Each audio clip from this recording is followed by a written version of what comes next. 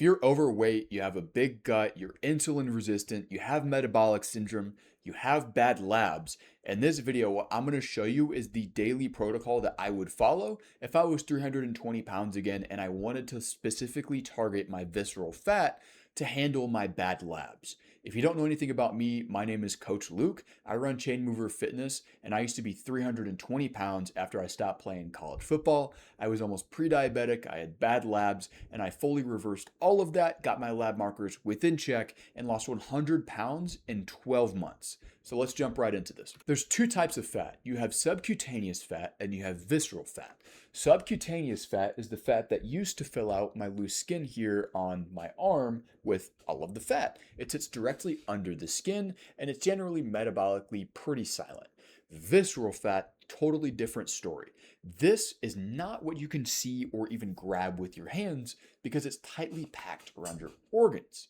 This doesn't sit silently because it's metabolically active. It behaves like an organ. It pumps out inflammation in the form of inflammatory cytokines.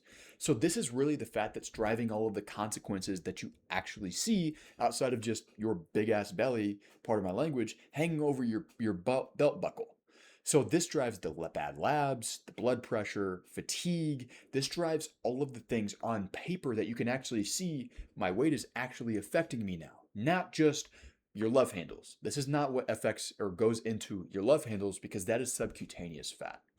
Subcutaneous fat looks bad in the mirror. This is the fat that hangs over your pants, that pokes through your shirt and your man boobs. Visceral fat is the one that you can actually see on paper and that your doctor really does care about. Big idea here is this video is not just about losing love handles. It's about the fat that actually shows up on paper and makes you feel like shit. So one of the most unhelpful advices is to eat less and move more. Yeah, of course. But that doesn't actually help anybody because it doesn't give structure, doesn't tell anybody why they were in this spot in the first place, doesn't actually fix the problem at its root. Because it's not 100% wrong. It is just so freaking lazy and it's not the entire truth. It's a radical simplification of a complex system, which is the human body. So I promise you, and I promise you, I don't make promises often. I promise you, if you take shortcuts with your health, you'll feel exactly like you took a shortcut with your health. I promise you.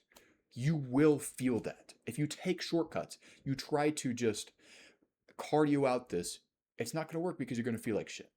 Because visceral fat, it's not a math problem. You can lose visceral fat without being in a calorie deficit because it's an inflammation problem. It's a signaling problem. So everything right that you're doing, like fasting, keto, etc., all those fad diets, those are not the way to long-term vitality. And I'll get into more of why I say that in the end. But if you want to be healthy for life, you learn the skills and become the person who is healthy. So this is why eat less, move more, just be in a calorie deficit, bro, doesn't really help because you already know that. So I'm sharing here is hopefully some new information to actually help you make some progress and help you understand your human body better so that you actually know what to do, why things are happening, so you can maintain this for the rest of your life. So what actually causes visceral fat? To be honest with you guys, it's a million different things, but there's three of the top signals that we look for is insulin, inflammation, and cortisol. So you can measure insulin on a blood test. It's not typically tested for. It's a bit of a rarer test. You can get your fasting insulin levels, and I would recommend this if you are in a state where you are overweight, if you're metabolically unhealthy.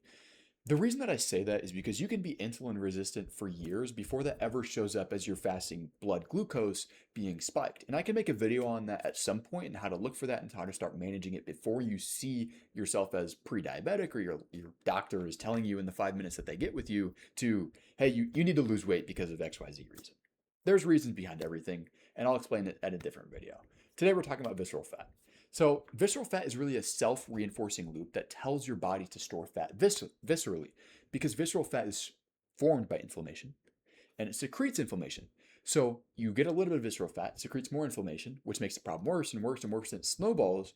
And years go by and you've done nothing about your health, but it's gotten so much freaking worse. This is why. Because the worse in health you are, the more prone to being in worse shape you become. It's like a snowball effect, if you're familiar with that reference. So the kicker here is Cortisol is a visceral storage signal. Cortisol is your stress hormone. So if you stress your system hard enough and you deposit fat, you're going to put it in as visceral fat. So the reason of why, let me go back to the last one. Reason of why I say fasting, keto, etc., is not the way to long-term vitality is because, oh, this is a biology lesson now, fuck it. We're getting into, so fasting, what that happens is you're depriving your body of nutrients. So when your blood sugar is low, your body produces cortisol to undergo gluconeogenesis, which essentially breaks down fat into usable blood sugar. Now, the problem with that is if you're in a constantly high cortisol stressed out state, you're not going to feel good. And visceral fat becomes more of a problem because cortisol, stress, is a storer of visceral fat.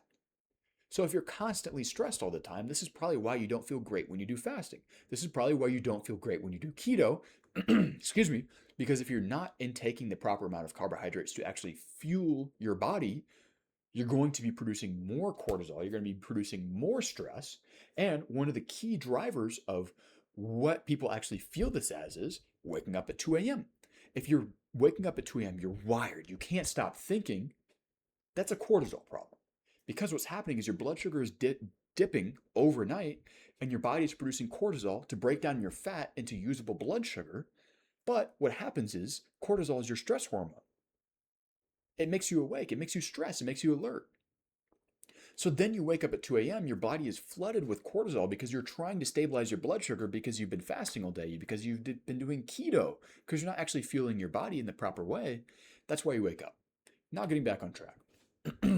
So the fix to this is not more effort, it's a boring, repeatable structure, which is the meat of this video, of what I want to talk about. So number one is to stop signaling storage so freaking much. And this is the blood sugar and insulin problem. So a result of this is my client JD, he lost 11 pounds in the first 14 freaking days of working together after we started implementing fixes like this. This is my client Mike, who was stalled for years. After COVID, he went into a coma, XYZ. He saw doctors, they couldn't help him. All they told him to do was just, you got to lose the weight. Nobody told him how, nobody gave him structure. This is what this video is. So every meal that you eat is a message on how much to store. If you sequence your food, you start with protein, fat, and fiber first, then carbs, you're going to eat the same meal, but your blood sugar will spike less. Why is that? Think of it how it sits in your stomach. Think of it like layers. You start with protein first, you're going to smooth out that blood sugar spike because by the time your carbs have come in, you've already been digesting food, you already got insulin into your system. But if you start with carbs first, you get a big blood sugar spike because the carbs are produced into blood sugar quite rapidly. Your body overproduces insulin, which causes a blood sugar dip, which then causes you to feel hungry, low energy, tired, and brain fog. Another big thing here is to please watch your liquid calories. Refined sugars or processed sugars are something you have got to stop eating, brother. It comes down to the Western diet in America. Look at what everybody is eating and then look at how everybody's labs look. Look at how everybody walks on the street. How many people do you go out to Walmart and you see them actually walking with straight feet and they actually look healthy? Then look in their carts, respectfully. Just being real with you guys. I'm not sugarcoating anything. Look in their carts. It's all processed sugars. Sugars are not bad. Fruit is the best thing in the freaking world, carb source wise. Processed sugars are bad. Not moderation. Just have them in moderation. Just be smart, follow an actual structured plan, and you will see results and it will be sustainable for you. Alcohol is another thing that really does force your body to start storing visceral fat. So one of the problems with alcohol is as soon as you start drinking alcohol, until that alcohol is cleared, every calorie that you eat will be stored immediately as body fat. So this is why alcohol is so damaging for fat loss. Now, do I drink? Yeah, I have a couple brews here and there. I'll be being realistic with you guys. But it's really about, like I said, finding an actual structure for your life. So for you, if alcohol is a problem for you, generally just reduce it. Go to every other drink, have an alcoholic drink. Go 1 beer, 1 water, 1 beer, 1 water. Then go to 1 beer, 2 waters, 1 beer, 2 waters, so on and so forth. So you're gradually, sustainably implementing lifestyle changes that you can actually sustain for your life. All right, then you're going to trade your brutal schedule, your brutal activities that you're doing now for boring activities. So you think more fasting, more intensity, and less carbs get you better results. The only thing that gives you is more cortisol. You can do it better. You can do this in a better way. And you think that the harder you grind, the more you stress, the more cardio you do, the more calories you cut, the more carbs you cut, the better results you get. The only thing that happens is the worse you feel. So think about it.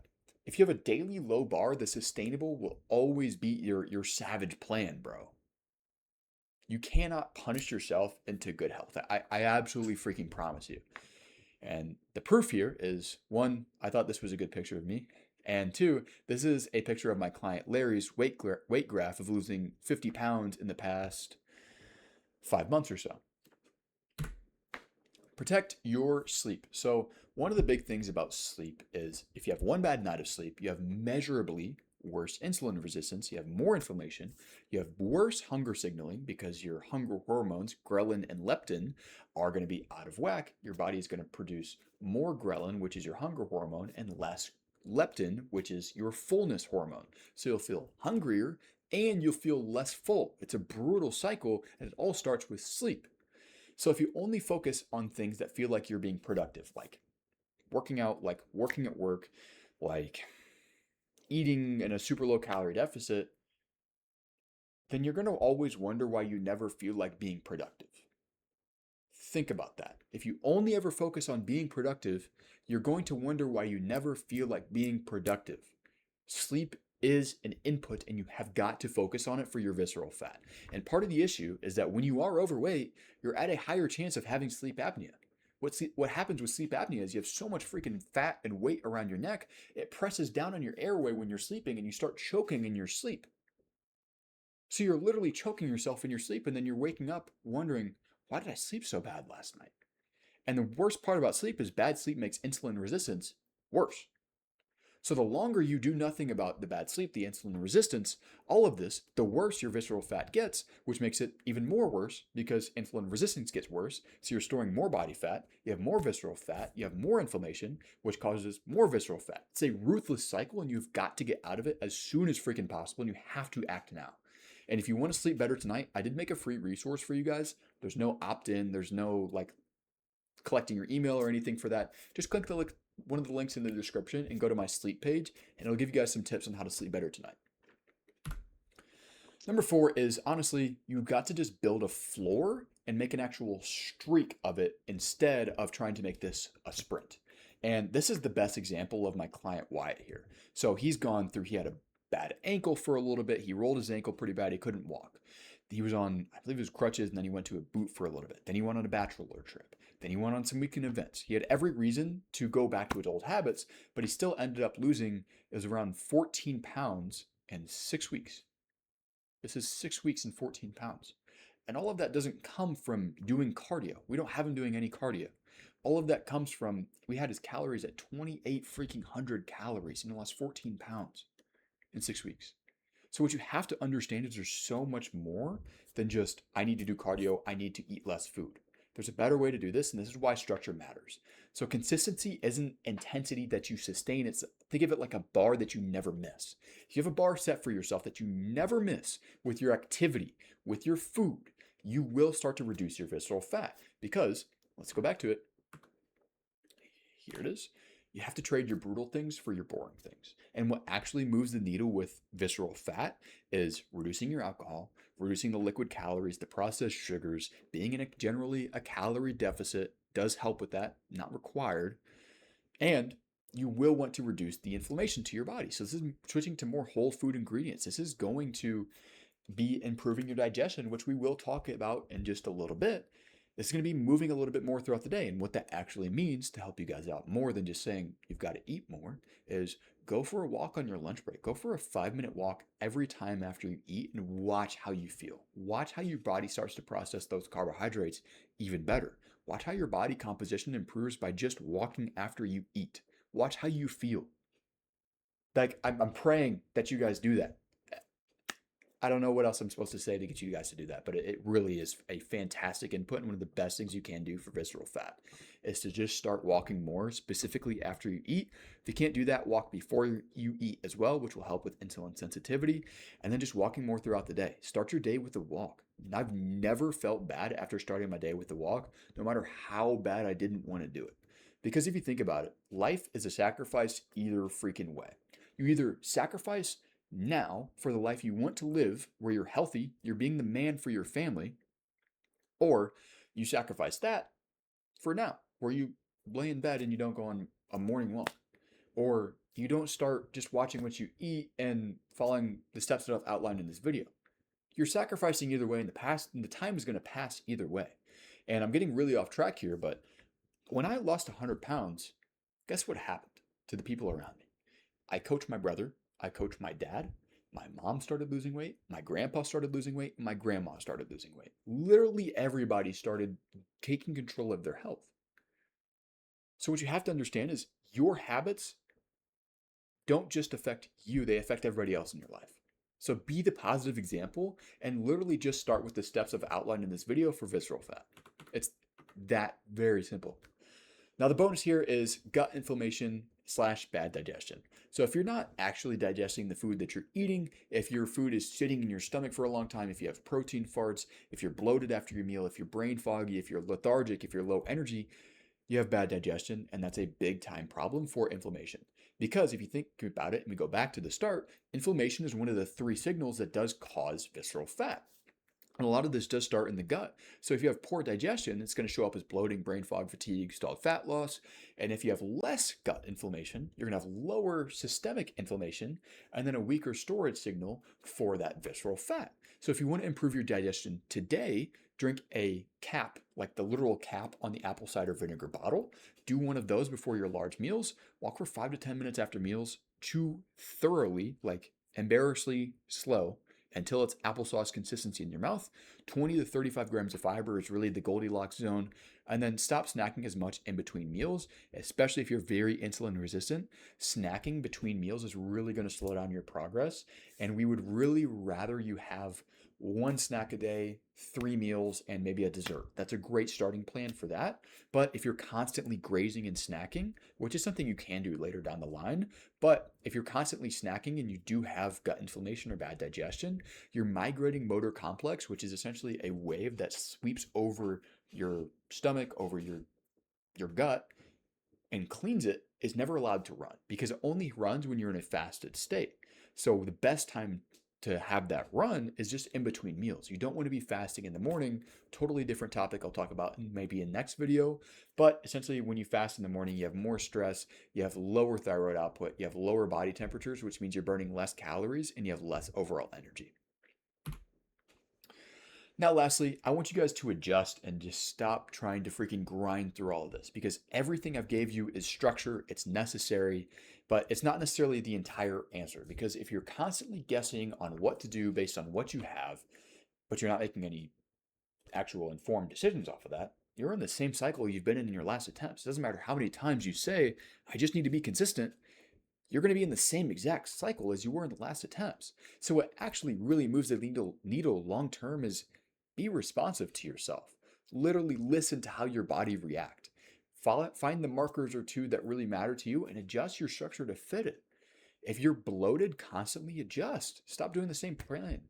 If you think about it, your body is not a calculator. It's dynamic. So you have to adjust accordingly as you get different outputs from your body. So you change the inputs, you get different outputs, and you read those outputs and make different choices. That's really how this all works. But if you go into it thinking my body is a calculator and I must eat this amount of calories every single day and I will lose XYZ body fat, all you're going to do is be stuck, bloated, brain fog, fatigue, and giving up on yourself again. And that's not where we want to be.